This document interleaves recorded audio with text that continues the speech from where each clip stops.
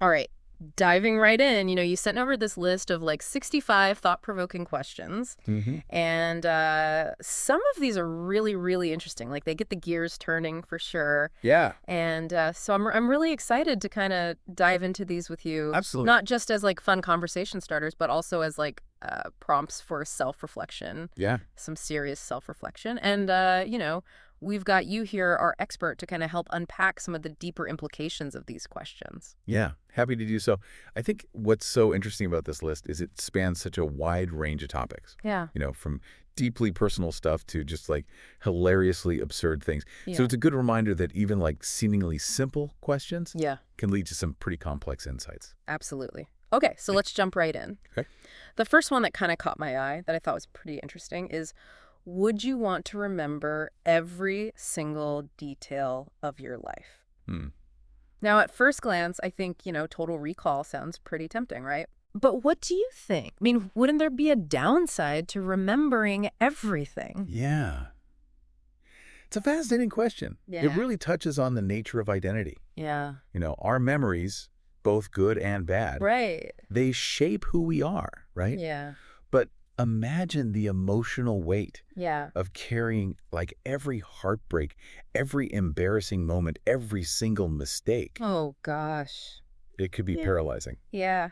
It's funny because it makes me think about, those discussions we have around, memory manipulation technology. Right. Like if we could erase painful memories, would we, Yeah. and like at what cost Right. would we lose those lessons learned or, the resilience that we built? Exactly. And forgetting isn't just about letting go of the negative, right? It's also about making space for growth. Right. So if we were Yeah. constantly reliving the past, would we ever be able to move forward to evolve? Yeah. It's a very delicate balance. It is a delicate balance. So maybe forgetting is a good thing to some extent, kind of like a mental reset button that allows us to, learn from our experiences without being completely defined by them. Precisely. Yeah. And shifting gears a bit, there's another really intriguing question on here that I think is worth unpacking a little bit. Yeah. Um, when do you feel most alive? Ooh. And this taps into a concept called flow state, Okay. where you're completely absorbed in an activity, Yeah. time seems to disappear, and you're just fully immersed in the present moment. I definitely relate to that. For me, it's like, when I'm lost in a good book, Yeah. or just completely engrossed in the story. Yeah. But I imagine those most alive moments Yeah. can vary wildly from person to person, right? Absolutely. It is highly individual. Yeah. What triggers a flow state? For some people, it's physical activity like running or dancing. Mm, For others, it's creative pursuits right. like painting or writing. But the key is that feeling of energized focus Mm. and complete absorption. And it's not just about, like fleeting moments of joy or anything like that. Yeah. Like, researchers have found that flow states can actually boost, creativity and productivity Yes. and even overall well-being. So, That's right. And understanding what puts you in a flow state can be incredibly valuable. right. Right. It can help you find more fulfillment in your work, your hobbies, even your relationships. Yeah. It's about identifying those activities that make you feel truly engaged and energized. It makes you wonder, are we actively seeking out these flow state opportunities enough in our daily lives? Right. That's the question. Well, that's something to think about. All right. Well, let's move on to a category that I think always sparks a lot of debate. Okay. The moral questions. So Yeah. Yeah. this list has some real head scratchers on there, Yeah. such as, is honesty always the best policy? Right. Versus, is it ever okay to lie? Yeah. Kind of a classic ethical dilemma. Yeah. I think those two questions really highlight the complexity of making moral decisions. Right. It's not always so black and white, Yeah. right? Sometimes a little white lie feels harmless, even necessary Yeah. to protect someone's feelings. But then there are those situations where honesty, even if it's difficult, feels like the only ethical choice. Right. And what's so fascinating here is how context plays such a crucial role, Mm-hmm. right? A lie with minimal consequences might be deemed acceptable, whereas a lie that could cause significant harm Right. is clearly unethical. So it's a nuanced issue, Yeah. and there's rarely a simple answer. Right. It forces us to consider the potential impact of our actions, Right. both on ourselves and others. Yeah. And it reminds us that even seemingly small decisions Mm. can have, far-reaching consequences, Yeah. right? Sometimes a white lie can snowball into something much bigger if you're not careful. Absolutely. And I think to illustrate this point, it's helpful to think about like real world examples, Yeah. right? So think about a politician lying to protect their reputation. Versus a doctor lying to a patient about a diagnosis. Yeah. The stakes are dramatically different. Right. And the ethical implications are much more severe in that latter scenario. Yeah. No, that's such a good illustration. So it's not just about a blanket rule of honesty versus dishonesty. Right. It's about carefully evaluating each situation, Yeah. weighing the potential benefits and harms, Uh-huh. and making a judgment call based on your values and the specific circumstances. It's about developing that ethical muscle, right? Yeah. That ability to navigate the gray areas of morality with thoughtfulness and compassion. So maybe instead of asking, is honesty always the best policy? Yeah. A more productive question might be, when is honesty crucial? Mm-hmm. And when might other values, like Mhm. compassion or protecting someone from harm, outweigh complete honesty? That's a great reframing. It encourages us to think more critically about the nuances of ethical decision-making, rather than just seeking a one-size-fits-all answer. Right. Okay, well, we've covered some pretty heavy stuff so far. We have. How about we inject a little humor into the mix? All right, I'm game. You know, this list has a whole section Yes, it does. dedicated to, funny questions. It does. And some of them are real gems. I agree. A little levity is always welcome. And you know what's interesting is even those seemingly silly questions Yeah. can offer some surprising insights into how our minds work. Oh, for example. I'll take the classic. Is cereal soup? Okay. It sounds ridiculous, Sure. but it forces us to examine our definitions. Yeah. What makes something a soup? Is Yeah. it the ingredients? Is it the temperature? Right. Is it the way it's eaten?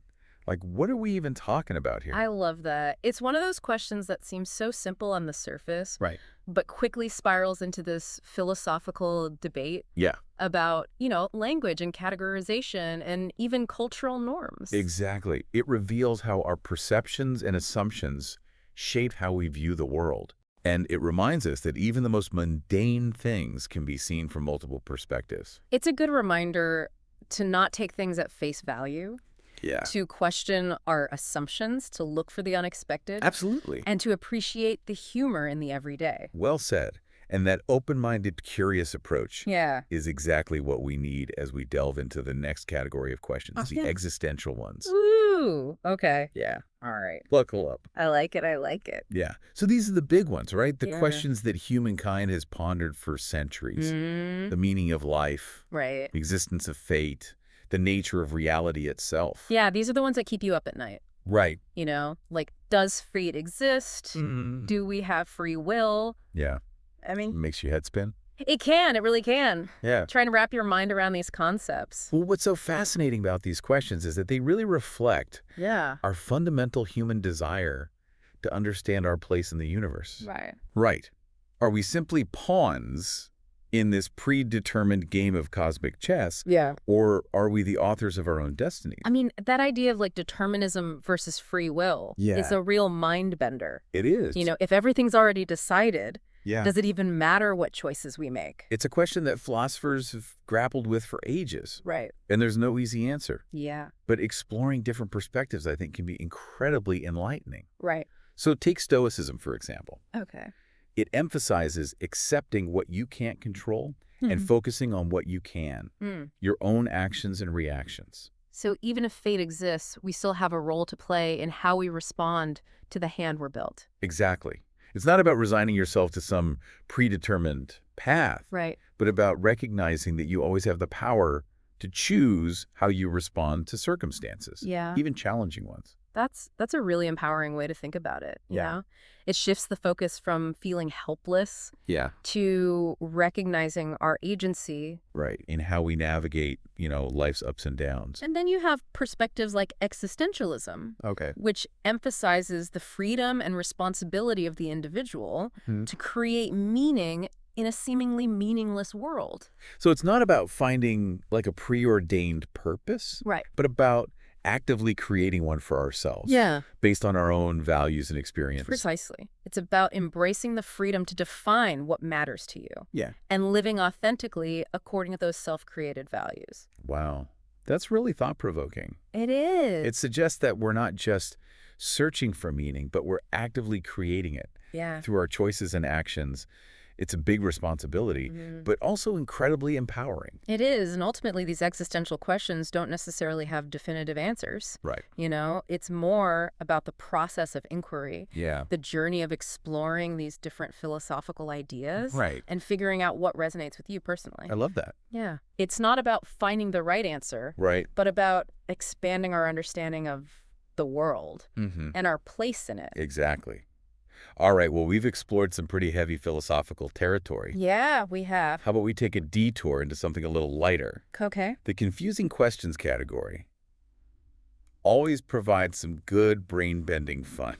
I'm all for a little mental gymnastics. Yeah. You know, some of these questions really make you tilt your head and go, huh. Yeah, like this one. Yeah. What does it feel like to remember something? Mm-hmm.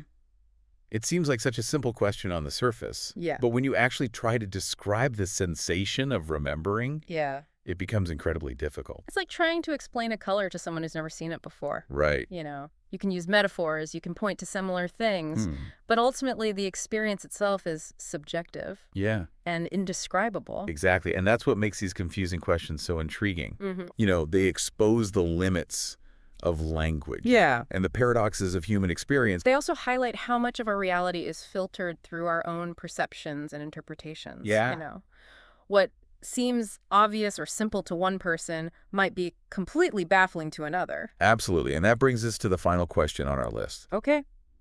Which one that I think perfectly encapsulates the spirit of this entire exercise? Oh, I'm intrigued. What is it? If you could erase one memory from your mind completely, would you do it? And if so, which one? Wow, that's a powerful one. It is, right? It brings us back to our earlier discussion about the nature of memory and its impact on who we are. Exactly. Yeah. It makes you consider the weight of your experiences, both positive and negative. Yeah. Right? Are there memories that haunt you that hold you back? Mm-hmm. Or are your memories, even the painful ones, Yeah. an essential part of your story, your growth, your identity? It's a question that forces you to confront the complexities of your own past. Right. Would erasing a negative memory truly make you happier? Or would it also erase those valuable lessons learned, resilience gained, empathy developed? And what about the positive memory? Right. The ones that bring you joy, that connect you to loved ones. Right. Would losing those memories diminish your sense of self, your connection to your past? It's almost like asking if you could rewrite your own story, would you? Yeah. And if so, what would you change? Right. It's a question that gets to the heart of who we are, It does. both as individuals and as a species. It's about recognizing that our lives are a tapestry woven from countless threads of experience. Yeah. And while we may not be able to control every thread, Right. we can choose how we weave them together to create a meaningful and coherent narrative. Yeah. And it's amazing to think about how, like, these memories, you know, these snapshots of our past Right. come together to form our sense of self. But that also raises the question, are we more than just the sum of our memories? That's a profound question. Yeah. It delves into the very nature of consciousness and identity. Right. Right. Yeah. If we were to lose all of our memories, would we cease to exist as individuals? Right. Or is there some core essence, Yeah. some fundamental self that transcends the experiences we've accumulated? That's a tough one. It makes you wonder, you know, there's a distinction between, like, the experiencing self, Yeah. you know, the one living through each moment, and then, like, the remembering self, the one that kind of constructs a narrative from Yeah. those experiences. It's a fascinating area of exploration in psychology and neuroscience. Right. Some believe that the self is an illusion, Mm-hmm. just the construct of the brain, while others argue for a more enduring, perhaps even spiritual dimension to our being. You know, it's interesting to think about how our understanding of memory is constantly evolving. Yeah, You know, we used to think of memories as these, like, fixed recordings, right. but now we know they're actually quite malleable, Mm, you know, susceptible to change and distortion over time. that's right. Yeah. Every time we recall a memory, we're essentially reconstructing it. Right. And that process can introduce subtle shifts in our perception of the event. Right. It highlights how our memories are not objective truths, Yeah. but rather interpretations Mm-hmm. shaped by our current beliefs, emotions, and perspectives. So even our most cherished memories, Right. the ones that we hold dear, might not be entirely accurate representations of the past. It's possible. That's both humbling and a little unsettling. It is, but it also opens up the possibility for growth and healing, Yeah. right? If our memories are not fixed, then perhaps we have the power to reframe them, Yeah. to reinterpret past experiences Mm-hmm. in a way that empowers us Right. rather than hold us back. That's a really hopeful perspective, you Yeah. know. It suggests that we're not trapped by our past, Mm-hmm. that we have the agency to kind of reshape our narrative and find new meaning Yeah. in our experiences, Yeah. even the difficult ones. Precisely, and I think that's a powerful message to take away Yeah. from this deep dive into these 65 thought-provoking questions, Mm-hmm. right? They're not just about finding answers.